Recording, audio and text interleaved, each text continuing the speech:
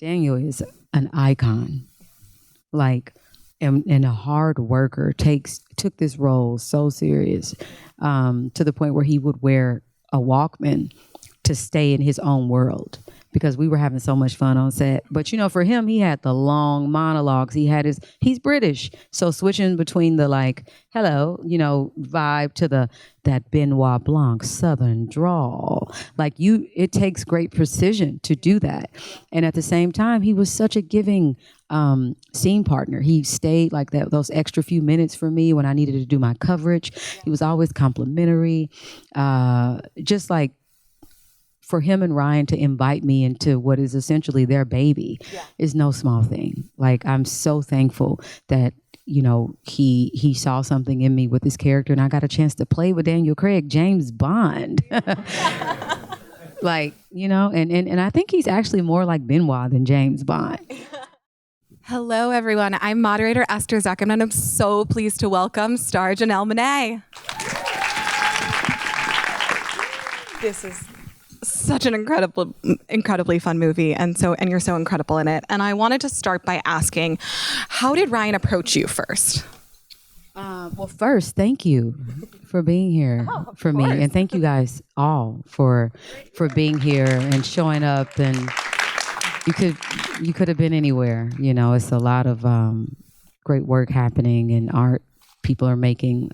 So thank you for showing up and seeing our film.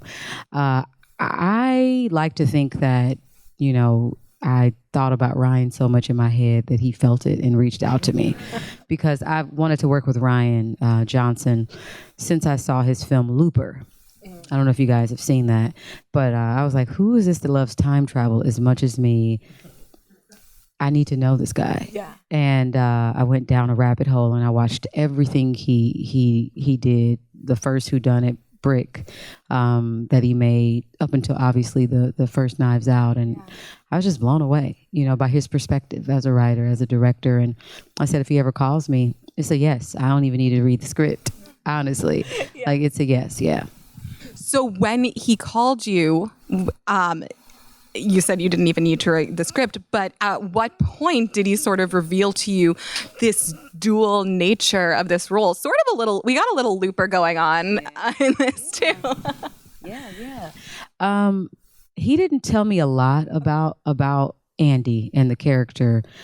He wanted me to read it and really like it and love it and say yes, but really be into it. And as a fan, I didn't want him to spoil too much of it. So I got an opportunity to just kind of, as a fan, read the script and just be wow, blown away, the twists, the turns, and just how he writes. Yeah. It's not easy to write a murder mystery where you're working backwards, the twists, all of that is, and he writes these characters who are so rich, so much depth, and just how he deals with story. It's not how you're discovering how things happen. You're going with it starts off one way, and who I am at the beginning obviously is not who I end up being at the end, right? Yeah. And of course, none of this will go online for spoilers, but I think him not telling me that just let me take it in and just go on a wild ride. Well, you mentioned who you are at the beginning is not who you are at the end, except it is in a way, which is such an incredible, feat of performance. And I was wondering how you tackled that, playing someone who is playing someone, sort of, especially that first half of the movie where we truly all are fooled. Yeah. No, you're right. Yeah. You're right. So essentially I'm Helen. I'm Andy as well. And I'm also Helen pretending to be Andy. So, and then also Ryan says that at the beginning, before the audience knows that it's not Andy, I have to it's not that Helen is not Andy. I have to make you guys believe that I'm Andy as well. So it's layers upon layers upon layers. It's a glass onion, seriously. Seriously, it's never ending. But it's clear as day. right? A lot of these things, like if you watch this film a second, third time, you'll, in fact, what they said happened, absolutely happened. Like in the first, like that first, quarter of the film, or the first half of the film, watch it, rewind it when it comes out on Netflix, and you'll see, in fact, the gun was where it was supposed to be. And you'll notice some things about even my accent, which, getting into character, a dream to be able to play. And I had to keep 3 different notebooks: my Helen notebook, my Andy notebook, my Helen playing as Andy. It was just, I had to highlight. I could not think about schedule, because there was, like, on a Tuesday, I could have been coming in 6 a.m, going glam, and then I'm stepping into Helen for 4 hours, and then another 4 hours I'm stepping into just Andy. The remainder of the day I'm Helen pretending to be Andy. So yeah, I had to know these characters intricately. I had to do a lot of spirit work, and that's where I start with my characters, is making sure that the spirit or the essence of them shows up on screen, and being able to tap into these dynamic women and honor them, because both of them are authentic to who they are, right? And we know them. We want to root for them. These are the underdogs, and that's what I love also about Ryan. I think he has like this. He right, even from the last Knives Out, Anna's character, like, I think he really wants you to root for the underdog. Yeah.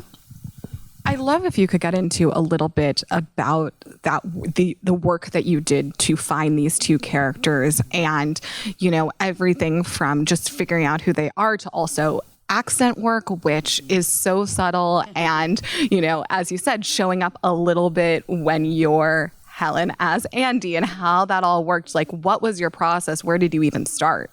Well, the inspiration was from what Ryan had written. Like, I think everything was on the page, and Ryan is an ultimate, like, collaborator, which is also a dream, because he would just ask me, so what do you think? What do you think? What do you think we should do in terms of accent?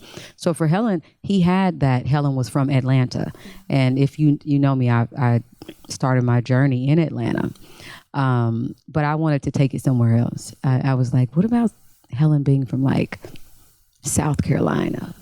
Let's give her like that. Let's give her a more rural, she's a school teacher, a more, let's give her that kind of, like, I have a lot of people in my family from South Carolina, and I have the people in my family who are like, it's like if you're from a different part of South Carolina, you talk one way. And then if you like are from the suburbs of South Carolina, you talk another way. Yeah. And so there was a part of me that just kind of mixed that in. Like, perhaps she started one place, and once she became a school teacher, maybe even her South Carolinian accent, she had to assimilate a little bit. Yeah. And that was super fun, training my voice to go, because I have a natural kind of Southern thing going on. I'm from Kansas City, Kansas too, so the Midwest pops in and out. But that was great, and she's super honest. She just wants to do good. She doesn't care about the things that Andy cared about, and Andy cared about winning. Like, she was the gatherer. She was the leader. She was in a room full of sharks every single day, playing at a high level. And there was some part of her who also had to assimilate. Yeah. She had to, put on the face, the clothes, all of it, dress up to exude power in a system that just wasn't built for her as we know it. And there were so many women that I would, look to in tech, in business, just across the board, the minority and the majority whose voices, are not the loudest in the rooms, but their ideas are. Yeah.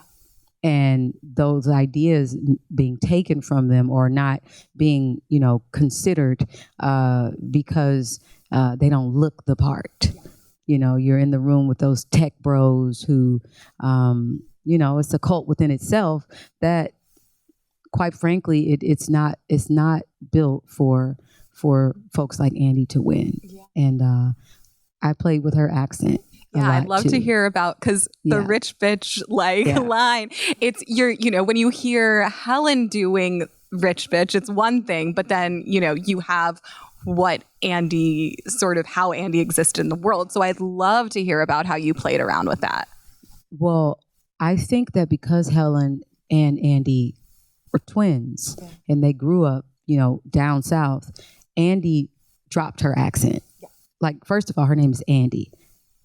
As her friends know, these folks know her as Andy, but her name is Cassandra Brand. Yeah.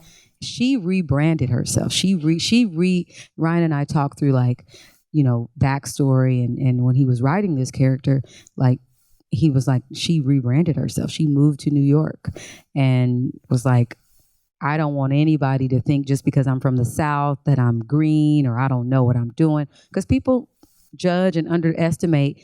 I came from Kansas and I moved straight to New York. So a lot of people were like, oh, you're so country. And they just thought, they underestimate you. And so I think she had to look the part, and she knew, drop the accent, figure out what the power voice is going to be, figure out how to just make yourself chameleon, in a sense, like whatever room you're in, know how to adapt, know how to survive, know how to get to the top, and know, in a sense, Andy, we were sad about obviously what happened to her, but there's also she wanted to be wealthy. She wanted to be, at the top, number one. But I think she wanted to do good with her power. She was one of the good people that she's this fashionista, she's, well read, well spoken, all of these things. And then that's obviously why she was a threat to Miles. Yeah. She understood her light. And I think there was some part of her that was like her sister, just, really wanted to do good by people. And yeah. Well, I'd love if you could talk too about the physicality of both these characters and holding yourself as Andy versus holding yourself as Helen, and both of them combined. How did you sort of approach that as well? Well, Andy, again, she strove for perfection. Yeah. So that meant posture, that meant how she spoke. Yeah. Everything was with great intent. Yeah. When she's giving TED Talks and she's speaking in the room, she's head of a company, and she had that boss bitch energy without saying I'm a boss bitch. That for me, that was what I was like, she's like that. Yeah, when she comes in the room, she commands attention. And so her posture was so important. Helen, on the other hand, she was here. Yeah. She was more none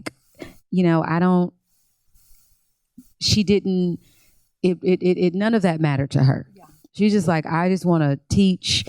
I'll go, play Scrabble with my friends. I'm going to Target. Yeah. I'm going to get some clothes for myself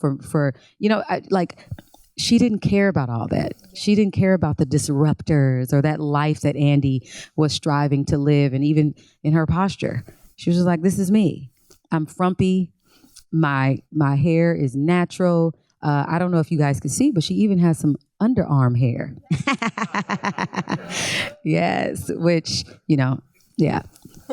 was my underarm hair. I left. I'm full pits.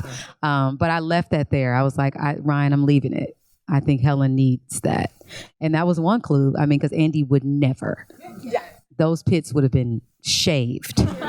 Okay, lasered. Yeah, I was going to say probably. That's the difference. There it is, the difference. One has long hair, don't care. She might use deodorant, she might not, super natural. And the other one is electrolysis. Yeah. When we sort of get the big reveal, it also sort of starts to become this incredible relationship between Helen and Benoit Blanc. And I was wondering, there's almost this buddy comedy element to it as they're investigating. And I was wondering sort of what it was like working with Daniel on this, who's obviously, and he's so settled in this character by this point already. So what was that like? Daniel is an icon. and a hard worker, took this role so serious, to the point where he would wear a Walkman to stay in his own world, because we were having so much fun on set. But for him, he had the long monologues. He's British, so switching between the like hello, vibe to that Benoit Blanc Southern drawl, it takes great precision to do that. And at the same time, he was such a giving scene partner. He stayed like that, those extra few minutes for me when I needed to do my coverage. He was always complimentary, just like, for him and Ryan to invite me into what is essentially their baby is no small thing. Like, I'm so thankful that, he saw something in me with this character, and I got a chance to play with Daniel Craig, James Bond. And I think he's actually more like Benoit than James Bond. Like, you saw it's more comedic this time around, just with his body, the clothes that he's wearing, like him going into the pool with that outfit. He was so much fun. He was so much fun. Well, I mean, the comedy, I wanted to talk with you about the physical comedy of it, doing the drunk moments, the end sequence, the explosion sort of at the end. Can you tell me a little bit about tapping into that and sort of playing around with that? So cathartic. I was ready. I was so ready. And I think we had like 2, maybe 3 takes, because sugar glass is what we use. You blow on it and it can break. So we had to be really careful about picking things up and making sure, like, when it was time to drop, we dropped. I had to really, that's what the choreographer in me had to come out, because I went around the entire space picking up things. And, you saw the piano moment. You saw, like, I was really like breaking other objects that were not sugar glass, like the what was it? What do you call that? Where the alcohol and stuff, what do you call it? Yeah, the like mini bar area. Like, that was hard to, like, when I did it the first time, I was like, 'cause I only had one time to do that. Yeah. Like, I had to really go for you to I only had that one time. We didn't have another one of those, I don't think. But it was so much fun, because at this point, Helen is like, this is my last opportunity to get the son of a bitch. Like, I have to give, she is nothing to lose. And then after she gets that courage, a little liquid courage, I thought about people like the Joker, which I love, that archetype. And I thought about Bugs Bunny. So I was like, ooh, Helen can do like some of that as she's going around breaking stuff with her facial expressions. Just took it to the next level. Like, we wanted to, because we already seen a lot of things kind of reoccurring, but it was like, with that tone, you could do that. It worked. Did Ryan sort of let you plan some of that out yourself, or like, how densely choreographed was it? You mentioned the choreographer coming out in you. Like, how did you and Ryan sort of play with that and play with those moments? Well, yeah, obviously he was like, okay, I want you to end up, he told me like where to end up. It's going to be this big fire. It's going to be like, but it was a collaboration, but obviously the script, knowing like that I was going to be breaking things, we just talked through mostly, like, he was just like, okay, Janelle, we only have like 2 to 3 maybe opportunities to do it. So just like fully commit. And he didn't have to tell me twice. I had been in a pandemic, lots of built up frustration that I was waiting to unleash, like most people. And I think it was just like we talked through it and settled on what we settled on. You mentioned sort of how much fun the cast was having, and I'd love to ask you about that, but also sort of on the acting level, like, they have the, on screen, they are part of this little club that, Andy/Helen is standing, to the side of. So I was wondering sort of like how you approached those dynamics, but also if you could talk about just what it was like collaborating with this ensemble. Oh my God. We were like a bunch of theater kids with no parents, unruly, out of control, not serious. Like, when we showed up on screen, it was like, okay, but on the weekends. we couldn't because we were filming in the middle of COVID, and Delta, I think, had surged. Yeah. One of these damn things had surged, and we couldn't go out to party. We couldn't go anywhere because we did not want to be the actor that got the production shut down. And we loved this project so much. It was like, we're in Greece, we're in Serbia, let's do it. And I think because of us not like being able to explore these places and kind of be in our own little worlds, we created our own world. At this hotel in Belgrade, Serbia, there was a bar. And so Ryan and some of the producers would just, like, I think, talk to the staff and be like, okay, we have to keep them in. Can we rent out the place? You know, what does it cost? What is it? Netflix has that money. So I'm sure they made that happen, but it kept us, like, we stayed we went to the bar on the weekends, got drunk. We played murder mystery games that had absolutely nothing to do with the murder mystery that we were filming. We would sing, we would just like really kick it with each other and form these bonds where when it was time to show up on screen, I think a lot of that, I hope it was present, like that we really did like each other. And I hear, you know, I haven't done a lot of big ensemble work like this, but from those of the actors who did, they even were remarking on how rare it was for us to like love each other in the way that we did so quickly. So that's a special group. And I learned a lot as an actor, just watching Edward's process and Kate's process. These are icons, people I grew up dreaming about working with, from Daniel to all of them. Like Leslie was phenomenal when they showed up, even if it was 2-3 lines, whatever. It was you. Like I was just, I had sometimes had to just figure out how to stay focused on my stuff because I was so mesmerized watching them. Yeah. Oh, I would love to hear those sing-alongs with you and Leslie and all those incredible voices. What was it like sort of walking onto the soundstage, like with that sort of occupied this, that made up this, you know, Miles's incredible living room with the Rick Heinrich's production design and all of this? Like, what was it like sort of existing in that world that was created? Well, Miles has no taste. I mean, as like much money as this man has, but you know, you cannot buy taste. You can't. And he's never had an original idea of his own. Yeah. And also Edward and I are like, it's so funny. We were at the building where maybe like in 2014, he was hosting SNL and I was a musical guest. So I met him there and I told him, you know, Fight Club, oh my God, you're a legend, da, da, da. And then so to be able to work with him, and I think he just like was perfect for this character. That was a dream as well. So what was the question? Look at me. Like being on this set that with, you know, with all these, you know, crazy art pieces. Oh yeah, and, it was crazy.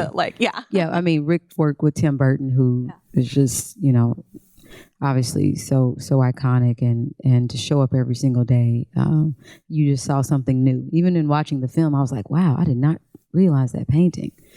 Oh my goodness. Edward has a painting of himself with abs, and with, not that Edward doesn't have abs, but wow, how who is this person? But I think they just did an incredible job, and it was good. It was good to burn it. Burn it. I wanted to ask you about your process with the notebooks, because you mentioned that you had these 3 different notebooks. Yeah. And I mean, was this the first film you've ever done that on? And how did you sort them? What was it like? What were you chronicling? What was that all? I'd just love to hear about that process. Yeah, I mean, whenever I do character work, you have to, and some of you will understand this as well. I mean, you highlight your lines, you kind of go through and see what the arc is, and in each scene, like what the objective is, and how do you get what you want, what you need, and so all of that stuff happens. But when you're dealing with 2 different characters that are crossing each other and one pretend. I needed to isolate, and when it was time to tap into those characters, I needed to have like this sort of Bible that I created that just reminded me where I was with Helen, reminded me where I was with Andy in the story, where I was with Helen playing Andy in the story. And so I would highlight and, talk through it. And I would do I tried to do every 3 days, once I knew what the schedule was. Because you weren't shooting in sequence, right? No, out of sequence. Like I said, I could be from, go in, do glam 6 to 8 a.m., start filming close to 8:30, almost 9. From like 9 to noon, I could be just Helen. Go eat lunch, come back, I'm just Andy. Go into the night to sometimes, if we did overtime, to 4 a.m., 5 a.m. in the morning, I could be Helen running. All those out exterior scenes where I was running, my mom was, she was like, Janelle, was that really you running, or was that a stunt double? I was like, no, that was me, Mom. Like, you guys have no idea. 5 in the morning in Greece, or even in the heat, but running up those stairs, as Helen, pretending to be Andy. Like, so I had to know who I was, like, intricately. And I had a wonderful, thank God that the director was also the writer. Yeah. So he could, sort of remind me and help guide me whenever I felt delirious. Yeah. Was there a particular scene or a particular moment that was the most challenging for you? It was so much laughter. Like, how fun and great was Kate Hudson in this? Oh my God. Like, Birdie, so hilarious. There were so many lines that she was saying that I was so funny, but I had to get really emotional with my scene. So 10 seconds, I could be laughing at something Birdie is saying. And so I think I have to be because my job is different. Yeah. I have to be centered. I'm hiding a lot of things. So I essentially did have to veer off from them on set. Thank God we hung out outside of filming, so I could really get to know them. But on set, I was full in character. Yeah. Like, I didn't break. I was going to ask you about that, just because you had this such this close relationship with this cast, but you did have to sort of stand apart from them so much on screen. So can you tell me a little bit about stepping aside and what that was like, keeping your distance? Yeah. It was tough, but it also was, it allowed me to, I guess, focus on the job. Yeah. I knew that when I said yes to this, I said, this is as fun as this is going to be. It's going to require great precision. Mm-hmm. Great precision. Yeah. And I'm ready as an actor, to go to the next level. I got an opportunity to just learn a lot about myself as my work ethic.